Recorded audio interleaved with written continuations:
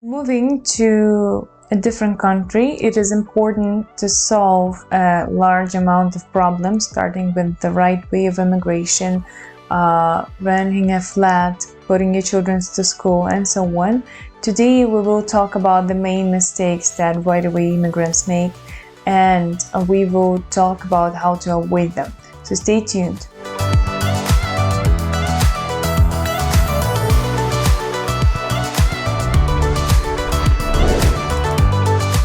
Hello everyone, welcome to WelcomeTech channel. My name is Elizaveta, and today we will be talking about the main mistakes that immigrants make when moving to the UK.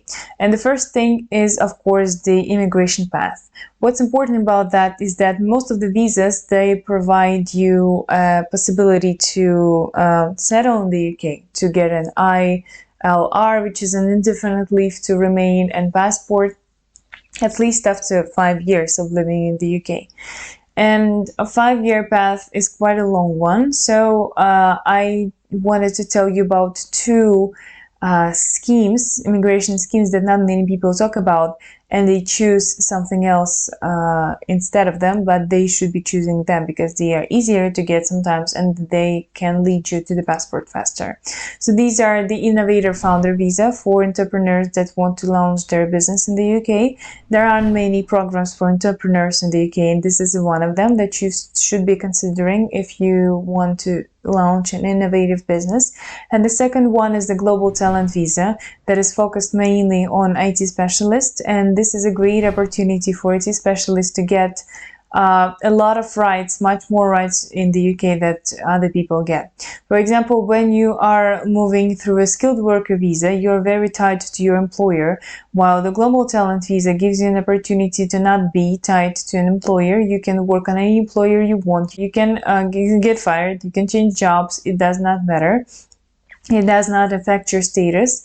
You can also launch your own business, and sometimes it's even easier to get an Innovator Founder Visa to launch a business for some specialists, and it only requires you showing some specific achievements in the field, in digital technology field, and this is basically it. So this both of these visas, they give you an opportunity to get your ILR after 3 years and get your passport faster then. And if you are interested in learning more about the Global Talent Visa and Innovator Founder Visa, please contact us with the contact information down below. We will be happy to arrange a consultation with you, a free consultation with you to evaluate your chances of getting these visas.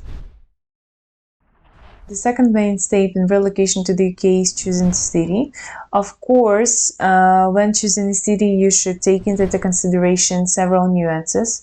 Like, for example, whether you're going alone or with a family, and it's important to explore some business environment if you are an entrepreneur, and working possibilities if you are an employee. It is also important to take into consideration like the real estate, the cars cost, and like general cost of living. For example, the Manchester is a very dynamic and huge city with great working opportunities for people in media, technology, law, construction, and so on. And London, for example, which is one of the largest business centers in Europe, I would say in one of the most influential cities on the world stage, can provide you a lot of opportunities if you are an entrepreneur and looking for investment. Because I think, as far as I remember, it is the second largest town where the largest amount of investment are attracted. The third thing is choosing a housing. Of course, it's so important in any kind of relocation, and especially if you are relocating to London, because London is popular for this difficulties with getting a flat, and there are some nuances that you need to know. For example, sometimes you need to provide a lot of documentation, like housing permit, like work certificates, certificates of financial stability, like letter from the person that would be like a guarantor of your moving to the UK, and an open bank account. Sometimes only the contract with your employer would be enough, but you need to show that the rental payment a month at least 35 times less than your average salary a year. At the same time, if you're moving with children, it's important to choose a school for them, because in the UK, the schools are tied to the district you're living in, and sometimes you will be noticing that in neighboring districts, the rental, like the average rental price would be extremely different. And this is because the schools are different in their level of education. If you're choosing a public school, it's very important to live in a district that provides good public schools. You can check the rating of the schools on Offset or a Good Schools Guide.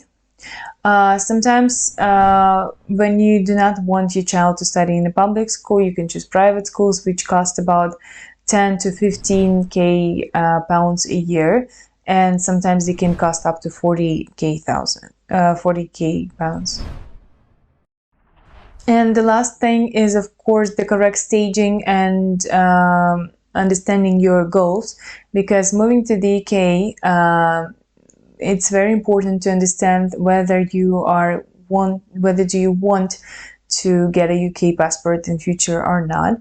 And if you do, it's important to start paying taxes in the right way, living in the UK the right way. I mean, the timings of living and being present and not being present in the UK, keep tax records and so on.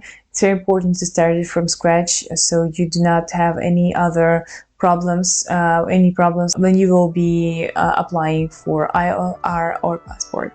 Thank you so much for watching. If you are interested in moving to the UK and you want us to help you choose the program that would be a perfect fit for you, please contact us for a free consultation. And should you have any questions, please ask me in the comments. I would be happy to answer. Thank you.